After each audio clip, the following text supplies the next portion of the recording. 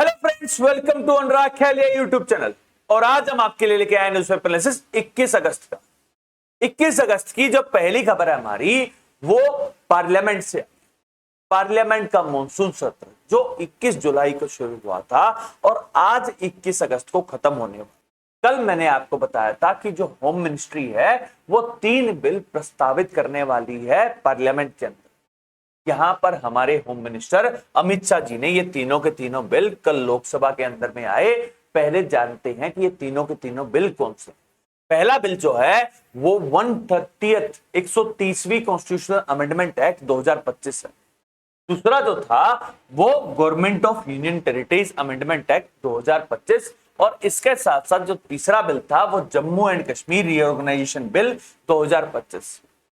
यहां पर ये तीनों के तीनों बिल इसीलिए होम मिनिस्ट्री लेके आई है। यहां पर होम मिनिस्टर ने बताया कि वो चाहते हैं कि जो भी कॉन्स्टिट्यूशनल पोस्ट के ऊपर बैठे, यहां पर वो कह रहे थे कि जितने भी प्राइम मिनिस्टर हैं, चीफ मिनिस्टर हैं, जितने भी मिनिस्टर्स हैं, जो एक कॉन्स्टिट्यूशनल पोस्ट है, जो एग्जीक्यूटिव के तौर पर काम करते हैं, यहां पर अगर उनके खिलाफ कोई भी केस चलता है और केस के अंदर में उनको हिरासत में ले लिया जाता है और जो हिरासत है वो 30 दिन से ज्यादा हो जाती है तो 31वें दिन उनको यहां पर हटा दिया जाएगा।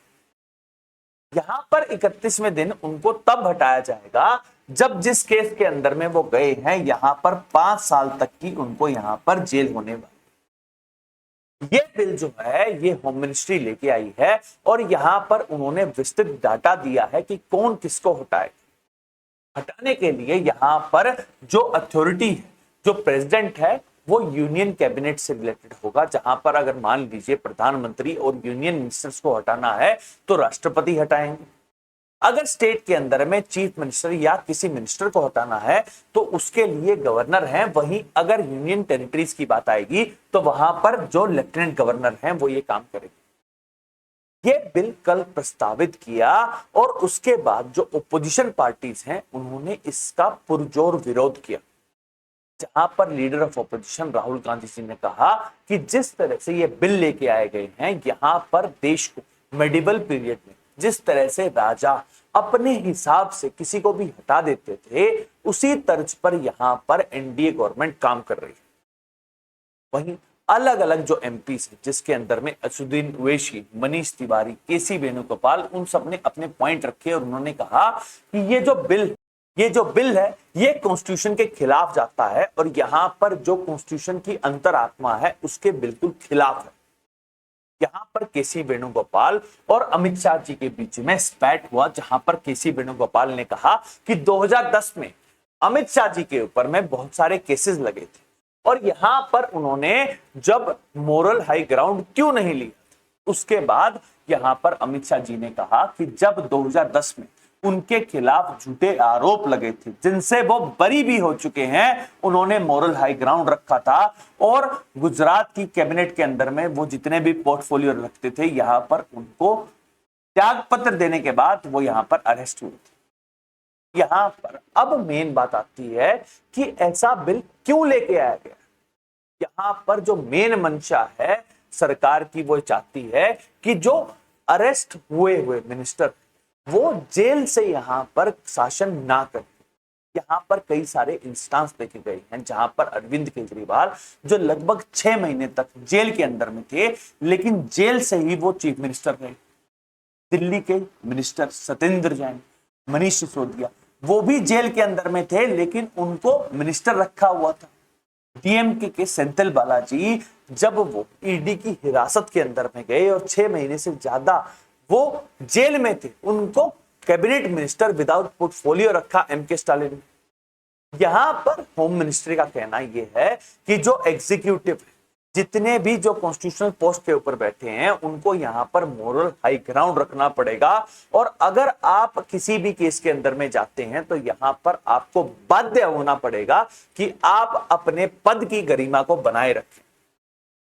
वहीं जो ऑपोजिशन पार्टीज हैं वो ये कह रही हैं कि जिस तरह से जो आरोप वो लगाती हैं सरकार के ऊपर में कि जो सरकार है वो ईडी और ऐसी एजेंसीज का जिस तरह से यूज ऑपोजिशन पार्टीज के MPs, MLA, chief minister, ministers के ऊपर में जो यूज कर रही है, यहां पर जो ओपोजिशन पार्टीज की सरकार जहां जहां पर चल रही है, उसको यहां पर सेंध लगाने की कोशिश कर रही है सरकार पर। और जो बात है वो ये है कि जो ये बिल है, ये एक बहुत ही अच्छे स्पिरिट में लाया गया है, जहां पर जो हमारे पोस्ट है, चीफ मिनिस्टर हैं, प्राइम मिनिस्टर हैं, मिनिस्टर्स हैं, वो सब के सब अगर उनके ऊपर कोई भी एलिगेशन लगी हुई है, वो जेल में रहकर कभी भी एडमिनिस्ट्रेशन नहीं कर सकते हैं। इसीलिए बिल लेके आया गया है। लेकिन जो ओपोजिशन के सवाल है, उनको भी हम नजरअंदाज नहीं कर सकते। ओवरऑल उसके बाद जो होम मिनिस्टर अमित शाह जी हैं, उन्होंने कहा कि अब एक जेपीसी बनाई जाएगी, और जेपीसी जिस तरह से वक्फ अमेंडमेंट बिल से रिलेटेड बनाई गई थी, अब बनाई जाएगी, जिसके अंदर में 21 मेंबर जो हैं वो लोकसभा से होंगे और 10 मेंबर जो हैं वो राज्यसभा से होंगे। और यहां पर जो ओपोजिशन पार्टीज हैं वो यहां पर आएंगी, अपने अपने तर्क रखेंगी, और जब जेपीसी की रिपोर्ट आ जाएगी, उसके बाद ही जो ये बिल है वो संसद से पारित किया जाए। अब हम चलते हैं नेक्स्ट न्यूज की तरफ। जो नेक्स्ट न्यूज है हमारी, वो भी संसद से रिलेटेड है, जहां पर कल हमारे आईटी मिनिस्टर अश्विनी वैष्णव ने जो promotion and regulation of online gaming bill जो है यहां पर लोकसभा में प्रस्तुत किया। कल मैंने आपको यह भी बताया था कि 3 बिल होम मिनिस्ट्री लेके आना चाहती है, और जो सरकार है वो भी ये चाहती है कि ऑनलाइन गेमिंग एप्स जितनी भी चलती है, जहां पर रियल मनी का इस्तेमाल होता है, उनको यहां पर बैन करना चाहिए। यहां पर उसके लिए जो बिल है वो कल लोकसभा में आया, और लोकसभा ने उसको ध्वनि मत से पास भी कर दिया। यहां पर अश्विनी वैष्णव ने कहा कि जितनी भी जो ऑनलाइन गेमिंग एप्स हैं, वो ये कहती हैं कि यहां पर आपकी स्किल के हिसाब से काम होना चाहिए, लेकिन ये एक तरह की गैम्बलिंग एप्स हैं। इसका बात जो हमारे स्पीकर हैं ओम बिरला, उन्होंने कहा कि ये बहुत ही जरूरी बिल है, जहां पर ये देखा गया है कि लोग इसके एडिक्ट हो जाते हैं, और एडिक्ट होने की वजह से जो घर की पैसे वो यहां पर लगाए जाते हैं। यहाँ पर अब इस बिल के अंदर में क्या क्या प्रावधान है वो बताता हूं। जहां पर अब ये कहा गया है कि जितनी भी जो फैंटेसी ऐप या एक गेमिंग ऐप जिसके अंदर में जिस तरह से Dream11 है, पोकरबाजी है, रमी.com है, जो ऑनलाइन गेम्स खिलवाती थी, और गेम्स के अंदर में जो रियल मनी का इस्तेमाल होता था, अब वो टोटली बैन हो जाएंगी, और अगर वो दोबारा से काम करती हैं तो उनके ऊपर 3 साल की जेल हो सकती है, 1 करोड़ का जुर्माना लग सकता है।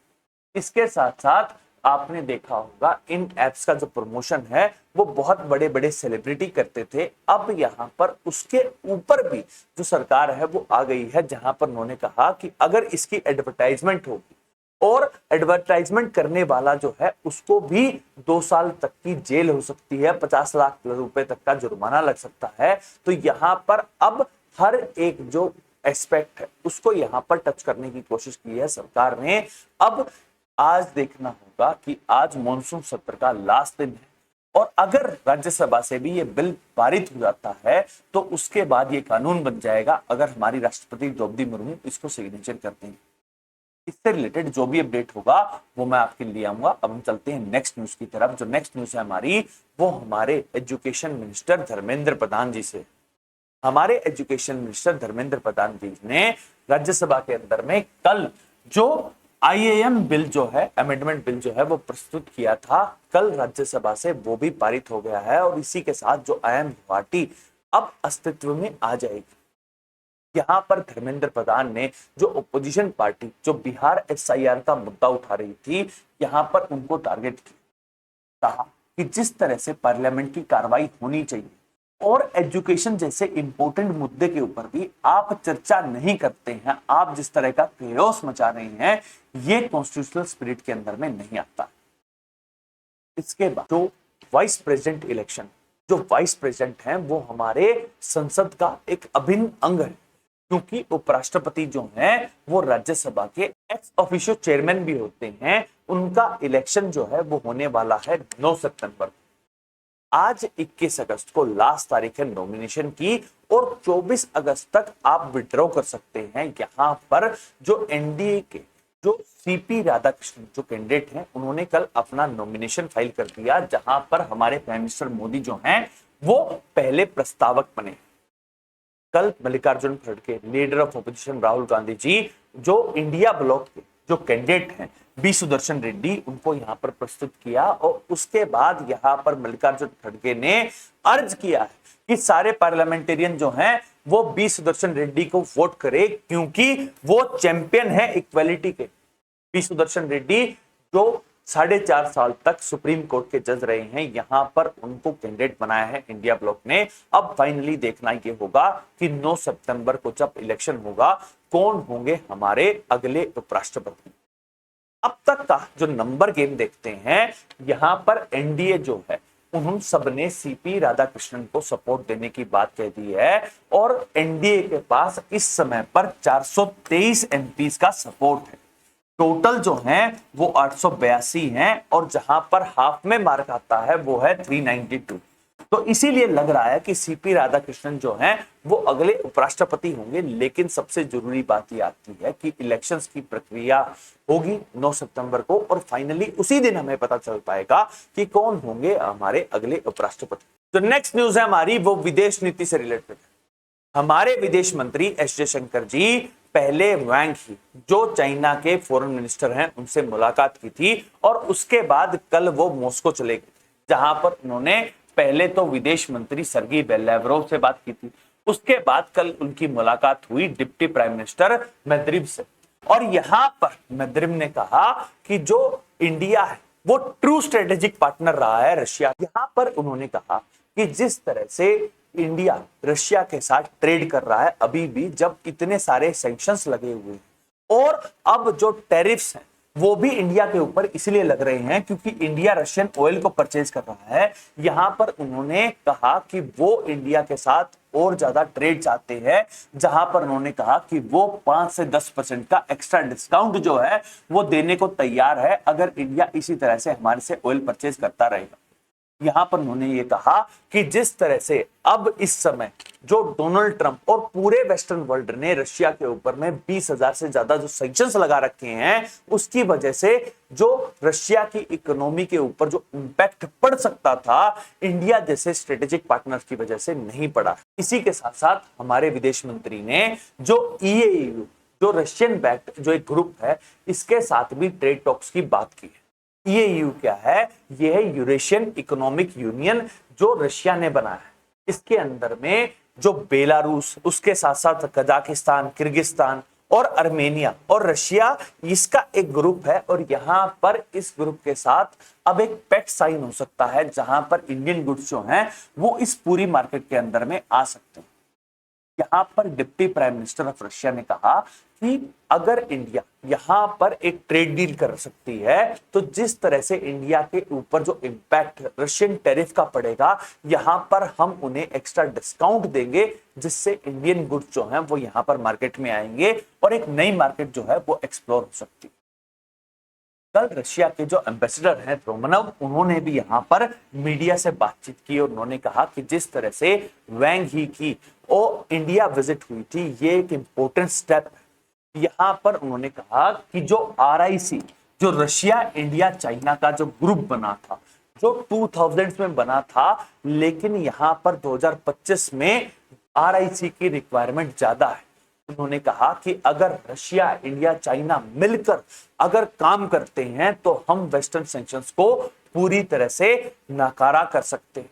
उन्होंने कहा कि इंडिया, चाइना, रशिया ब्रिक्स के पार्ट है और ब्रिक्स के नेशंस जैसे कि ब्राजील है, उसके ऊपर 50% टैरिफ लगा दिए हैं। इंडिया के ऊपर भी 50% टैरिफ लगने वाले हैं, रशिया के ऊपर भी टैरिफ लगा रखे हैं। तो यहां पर अब पूरा ब्रिक्स प्लस हो चुका है और यहां पर हमें वेस्टर्न हेज मनी को पूरी तरह से कर्टेल करना पड़ेगा और उसके लिए जो इंडिया चाइना की पार्टनरशिप है वो बहुत ज्यादा इंपॉर्टेंट हो जाती है। ओवरऑल अब देखना पड़ेगा कि हमारे विदेश मंत्री की जो विजिट है, क्या यहां पर अब जो ईएयू है इसके साथ कोई ट्रेड पैक्ट साइन हो जाएगा और ओवरऑल इसका क्या इंपैक्ट पड़ेगा? क्या इंडिया और रशिया के जो रिलेशनशिप हैं वो और ज्यादा मजबूत होंगे? जो भी डेवलपमेंट होगी वो हम आपके लिए आएंगे। अब हम चलते हैं नेक्स्ट न्यूज की तरफ। जो नेक्स्ट न्यूज है हमारी वो सुप्रीम कोर्ट से आई है, जहां पर सुप्रीम कोर्ट में 5 जज की एक कॉन्स्टिट्यूशनल बेंच बनाई थी, जिसकी अध्यक्षता कर रहे हैं हमारे मुख्य न्यायाधीश जस्टिस बी.आर. गवई। ये 5 जज की बेंच जो है हमारी राष्ट्रपति द्रौपदी मुर्मू ने आर्टिकल 143 के तहत उन्होंने सवाल पूछा था सुप्रीम कोर्ट से। उन्होंने कहा कि 8 अप्रैल 2025 को आर माधवन और जे.बी. पार्दीवाला की जो बेंच है, उन्होंने state of Tamil Nadu versus governor of Tamil Nadu के खिलाफ जो फैसला दिया था, जहां पर उन्होंने कहा था कि जो गवर्नर है उनको यहां पर टाइम बाउंड तरीके से काम करना पड़ेगा, सरकार ने जो बिल दिया है उसको पास करना पड़ेगा। इस सब से रिलेटेड लगभग 14 सवाल जो हैं वो राष्ट्रपति ने सुप्रीम कोर्ट से पूछे थे और उसी के लिए ये 5 जज की बेंच बनाई थी। कल यहां पर हमारे मुख्य न्यायाधीश ने कहा कि जो इलेक्शन के थ्रू जो चुनी हुई सरकार है, यहां पर आपने कहा कि जो गवर्नर है वो एक इंडिपेंडेंट बॉडी की तरह काम करता है, लेकिन चुनी हुई सरकार जो है उसका भी एक पक्ष है। यहां पर जस्टिस बी.आर. गवई ने कहा कि जो सरकार है, जो चुनी हुई सरकार स्टेट्स के अंदर में आई, उनका भी दायित्व है, और अगर वो कोई बिल लेके आ रहे हैं और बिल जो है वो सरकार की मंशा से है, जब एमएलएज ने यहां पर एक चुनकर यहां पर वोटिंग करके एक बिल प्रस्तुत किया है, क्या गवर्नर के विवेक के ऊपर में ही सरकार चलेगी? यहां पर उन्होंने कहा कि जो गवर्नर है, जो एक अपॉइंट होकर आता है, हमें यहां पर अब सोचना पड़ेगा कि अपॉइंटेड जो है सेंटर के द्वारा गवर्नर, उसके पास ज्यादा पावर है या लोगों के द्वारा चुनी हुई जो सरकार है उसके पास ज्यादा पावर है। यहां पर उन्होंने कहा कि हमें एक बहुत बड़ा सामंजस्य बनाना पड़ेगा। जो गवर्नर जो है, जब हमारा संविधान बना था उस समय पर यह कहा गया था कि वो सेंटर के हिसाब से एक तो काम करेगा, और जितने जो बिल जब राष्ट्रपति के लिए भेजे जाएंगे वो बिल वो होने चाहिए जहां पर जो सेंटर स्टेट कॉन्फ्लिक्ट हो सकता है। यहाँ पर अगर कोई सरकार, कोई स्टेट की गवर्नमेंट ऐसा बिल लेके आए जिससे इंटरनेशनल रिलेशनशिप खराब हो सकते हैं, कम्युनिकेशन के अंदर में कोई दिक्कत हो सकती है, और जहां पर जो सेंटर और स्टेट के बीच में कॉन्फ्लिक्ट आ सकता है, ऐसे ही बिल जो हैं वो राष्ट्रपति के लिए देने चाहिए थे। लेकिन जो गवर्नर्स हैं वो यहाँ पर आर्बिट्रेशन कर रहे हैं, और जो गवर्नर्स जिनको इंडिपेंडेंटली काम करना चाहिए वो इंडिपेंडेंटली काम नहीं कर रहे हैं। ये सुप्रीम कोर्ट की यहां पर अरेंजमेंट। यहां पर सुप्रीम कोर्ट ने सिर्फ गवर्नर्स का नाम नहीं लिया, उन्होंने कहा कि ऐसा देखा गया है कि जो स्पीकर्स हैं विधानसभा के, वो भी चुने जाते हैं, और यहां पर वो एक कॉन्स्टिट्यूशनल पोस्ट के ऊपर बैठे हुए हैं, लेकिन वो अपनी पार्टी के पक्ष के ऊपर में काम करते हैं। और ऐसे बहुत सारे यहां पर मामले देखे गए हैं जहां पर गवर्नर और स्पीकर के खिलाफ बहुत सारे मुकदमे सुप्रीम कोर्ट के अंदर में लंबित पड़े हुए। यहां पर अब सुप्रीम कोर्ट जो है वो इस बात की पूरी तरह से संतुष्टि करेगा और ये बताएगा कि सुप्रीम कोर्ट जो है वो संविधान के अनुसार जो गवर्नर की जो पावर है वो क्या है। क्या गवर्नर के ऊपर भी कोई रेस्ट्रिक्शंस लगनी चाहिए, क्या स्पीकर के ऊपर भी कोई रेस्ट्रिक्शन लगनी चाहिए। और ओवरऑल देखना पड़ेगा कि आर्टिकल 143 के तहत जो एडवाइस जो राष्ट्रपति ने मांगी है उसका क्या अब फाइनल इंप्लीकेशन होगा। जो भी डेवलपमेंट होगी वो हम आपके लिए आएंगे। अब हम चलते हैं नेक्स्ट न्यूज की तरफ। जो नेक्स्ट न्यूज है वो भी जुडिशरी से है, जहां पर जो पहली खबर है वो सुप्रीम कोर्ट ने NHAI जो national highway authority of India है उसको फटकार लगाई। यहां पर उन्होंने केरला का जो 544 नेशनल हाईवे है, यहां पर देखा गया था कि लगभग 12-12 घंटे का जाम लगा हुआ। यहां पर जो केरला हाई कोर्ट है उन्होंने कहा था कि जो टोल वसूल किया जा रहा है वो वसूल नहीं करना चाहिए, और इसीलिए जो NHAI है वो सुप्रीम कोर्ट के अंदर। यहां पर सुप्रीम कोर्ट ने जो केरला हाई कोर्ट का जो फैसला था सस्पेंड करने का टोल को, उसको यहां पर मंजूरी देती है, और यहां पर NHAI को कहा है कि आपका काम ये है कि आप यहां पर अच्छे रोड प्रोवाइड करें। अगर आप टोल वसूल कर रहे हैं तो यहां पर आपको ये बात सुनिश्चित करनी पड़ेगी जो रोड्स की क्वालिटी है वो अच्छी होनी चाहिए, और 12-12 घंटे का जो जाम है वो नहीं होना चाहिए। जो नेक्स्ट खबर आ रही है हमारी वो भी सुप्रीम कोर्ट से है, जहां पर सुप्रीम कोर्ट ने जो वेस्ट बंगाल की जो सरकार है उसने यहां पर एक पिटीशन लगाई थी, जहां पर उन्होंने कहा था कि वेस्ट बंगाल SSC ने एक रिक्रूटमेंट की थी 2016 के अंदर में, जहां पर लगभग 25,000 लोगों का रिक्रूटमेंट था, जिसके अंदर में टीचर और नॉन टीचिंग स्टाफ था। यहां पर सीबीआई की जांच हुई थी और पहले कलकत्ता हाई कोर्ट और उसके बाद 3 अप्रैल को जो सुप्रीम कोर्ट है, यहां पर उन्होंने कहा था कि जो ये भर्ती हुई थी इसको स्क्रैप कर दिया जाए और जो 25,000 यहां पर जो एम्प्लॉय हैं उनको हटा दिया जाए। इसके साथ साथ हमारे जो पूर्व मुख्य न्यायाधीश है संजीव खन्ना जी, उन्होंने एक डिमार्केशन भी दी थी, जहां पर ये कहा गया था कि 31 दिसंबर 2025 तक यहां पर दोबारा रिक्रूटमेंट भी हो जानी चाहिए और यहां पर वेस्ट बंगाल सरकार को ये जो ऑर्डर है पूरी तरह से मानना पड़ेगा।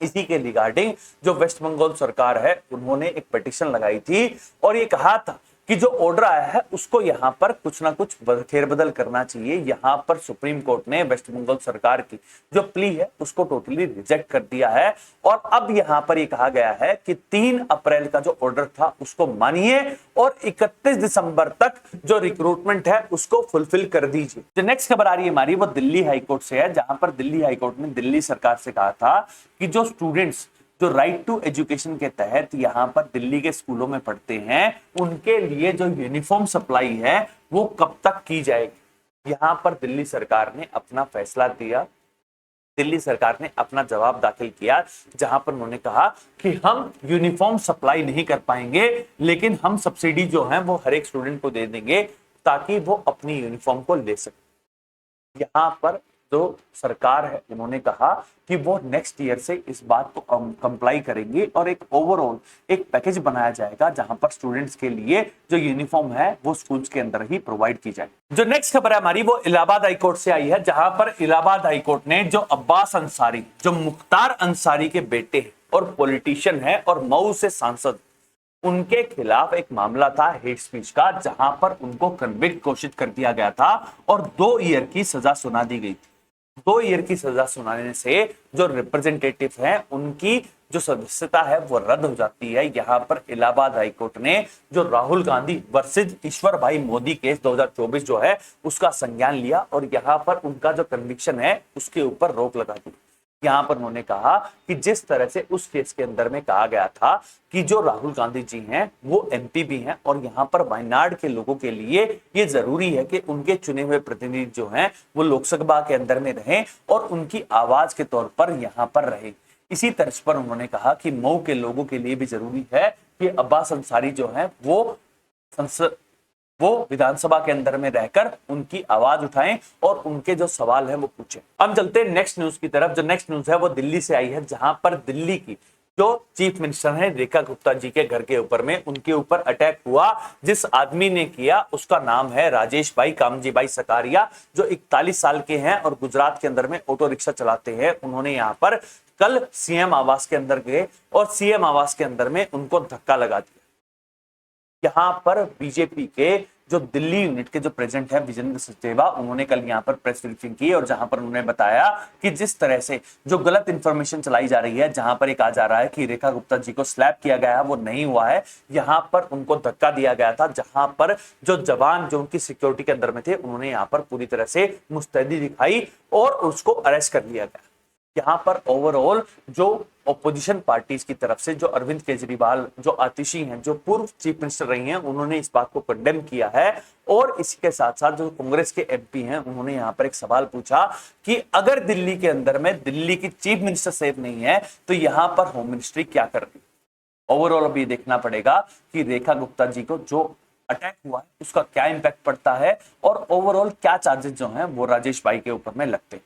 जो नेक्स्ट न्यूज है वो कर्नाटका से है, जहां पर सुप्रीम कोर्ट का जो ऑर्डर था जिसके तहत अब जो शेड्यूल कास्ट की जो ट्राइब है उसको भी क्लासिफाई करना है, अलग अलग ग्रुप्स के अंदर में करना है। अब यहां पर जो जस्टिस नागा मोहन दास की जो बेंच एक कमेटी बनाई थी, उन्होंने अपनी रिपोर्ट सबमिट कर दी है और उस रिपोर्ट के तहत ही अब 3 ग्रुपिंग जो है यहां पर की जाएगी, जहां पर एससी राइट, एससी लेफ्ट और जो नोमैडिक जो कम्युनिटी है उन सबको 6%, 6% और 5% का जो रिजर्वेशन है वो दिया जाएगा। जो नेक्स्ट खबर आ रही है हमारी वो भिवानी से। भिवानी हरियाणा के अंदर में एक टीचर थी मनीषा, जिनकी निर्मम हत्या कर दी गई थी और उनकी जो बॉडी वो 13 अगस्त को मिली थी। हरियाणा के भिवानी के अंदर में यहाँ पर देखा गया कि बहुत बड़ा केओस था और हर जगह ये मांग उठाई जा रही थी कि हमें जो मनीषा है उसके लिए जस्टिस चाहिए। यहाँ पर मनीषा के जो परिजन वो चाह रहे थे कि जो मनीषा की बॉडी है उसकी ऑटोप्सी जो है वो एम्स दिल्ली के द्वारा की जाए और सीबीआई की जांच होनी चाहिए मनीषा की डेथ से रिलेटेड। अब जो हरियाणा गवर्नमेंट है उन्होंने फाइनली ये बात मान ली है कि अब जो मनीषा की जो मर्डर की जो जांच है वो सीबीआई करेगी और यहां पर मनीषा की जो तीसरी ऑटोप्सी है वो एम्स दिल्ली के अंदर में की जाएगी। आज मनीषा जो है उसको अंत्येष्टि दी जाएगी और अब देखा जाएगा कि मनीषा जो है क्या उसके जो गुनहगार है क्या उनको कोई सजा मिलेगी, क्या मनीषा को जस्टिस मिलेगा या नहीं मिलेगा। नेक्स्ट खबर आ रही है वो केरला से है, जहां पर मैंने आपको बताया था कि 3 महीने के बच्चे के अंदर में जो माइंड ईटिंग जो अमीबा का अटैक था जिसे बोला जाता था पीएम नाम की जो बीमारी है वो मिली थी यहाँ पर कोचिकोड डिस्ट्रिक्ट के अंदर में जो पोंड और जो वेल है जिसके अंदर में वो एल्गी ग्रो कर रही थी। अब यहाँ पर जो केरला की जो हेल्थ मिनिस्ट्री है वो यहाँ पर आ चुकी है और यहाँ पर जितने भी जो विलेजर्स हैं उनको ये कहा गया है कि इसका जो पानी है उसका इस्तेमाल किसी भी तौर पर नहीं करना चाहिए। अब हम चलते हैं लास्ट न्यूज की तरफ। जो लास्ट न्यूज है हमारी वो इंटरनेशनल सोलर अलायंस से रिलेटेड। इंडिया ने इंटरनेशनल सोलर अलायंस बनाया था जिसका जो हेडक्वार्टर है वो गुरुग्राम के अंदर में। यहाँ पर अब इंटरनेशनल सोलर अलायंस के अंदर में 17 अलग अलग जो रिसर्च हब बनाए जाएंगे जो अलग अलग देशों के अंदर में भी होंगे। यहाँ पर इंडिया का टारगेट ये है कि जिस तरह से जो सिलिकॉन वैली जो यूएसए के अंदर में है उसी तर्ज पर जो सिलिकॉन वैली फॉर सोलर है वो इंडिया के अंदर में बननी चाहिए ताकि हम जो सोलर पावर है और जो सोलर एनर्जी है यहाँ पर पाइनियर कर सके। अब चलते हैं लास्ट जहां पर हम इंटरनेशनल न्यूज को डिस्कस करेंगे, जहां पर जो पहली खबर है वो इजराइल से है और इजराइल हमास की जंग चल रही है। यहां पर अब गाजा सिटी को कैप्चर करने के लिए इजराइल ने एक नया प्लान लेके आया है जहां पर 50,000 जो उनके रिजर्व ऑपरेटिव्स थे उनको यहां पर बुला लिया गया है और अब पूरी गाजा सिटी को कैप्चर करने की बात कर रही है इजराइल। अब फाइनली ये लग रहा है कि जो इजराइल है वो पूरी गाजा सिटी को कैप्चर कर लेगा और जो उनका प्लान था जहां पर पूरी गाजा सिटी जो गाजा स्ट्रिप है उसके अंदर में गाजा सिटी के ऊपर में अब इजराइल का आधिपत्य रहेगा और यहां पर फिलिस्तीनियों को हटाकर जो हमास है उन सबको यहां पर न्यूट्रलाइज किया जाएगा। इसके साथ साथ जो इजराइल की जो कैबिनेट है उन्होंने जो वेस्ट बैंक जो फिलिस्तीन का पार्ट है यहां पर जो E1 कंस्ट्रक्शन जो प्रपोज किया गया था 2000 के अंदर में फाइनली इसको अप्रूवल जो है वो 2025 के अंदर में मिल गई है और अब जो E1 का कंस्ट्रक्शन जो ईस्ट जेरूसलम को जो बाकी जो जगह है उससे बिल्कुल हटा देगा। यहां पर अब इजरायली जो हैं उनको यहां पर स्थापित किया जाएगा, उनके लिए कंस्ट्रक्शन किया जाएगा और ये इसीलिए किया जा रहा है क्योंकि सितंबर के अंदर में यूनाइटेड नेशन की जनरल असेंबली की मीटिंग होने वाली है जहां पर कई सारे देश जिसके अंदर में UK, France, Germany, Canada, Australia ये सब के सब जो फिलिस्तीन है उसको देश के तौर पर मान्यता देने वाले हैं। यहां पर इजराइल ने ये कदम उठाया। जो नेक्स्ट खबर आ रही है हमारी वो डोनाल्ड ट्रंप से है, जहां पर डोनाल्ड ट्रंप ने कहा है कि वो यूक्रेन को जो एयर सपोर्ट है वो दे सकते हैं। कल मैंने आपको बताया था कि डोनाल्ड ट्रंप की मुलाकात हुई थी जहां पर ईयू के रिप्रेजेंटेटिव और व्लादिमीर जेलेंस्की जो यूक्रेन के राष्ट्रपति है वो गए थे।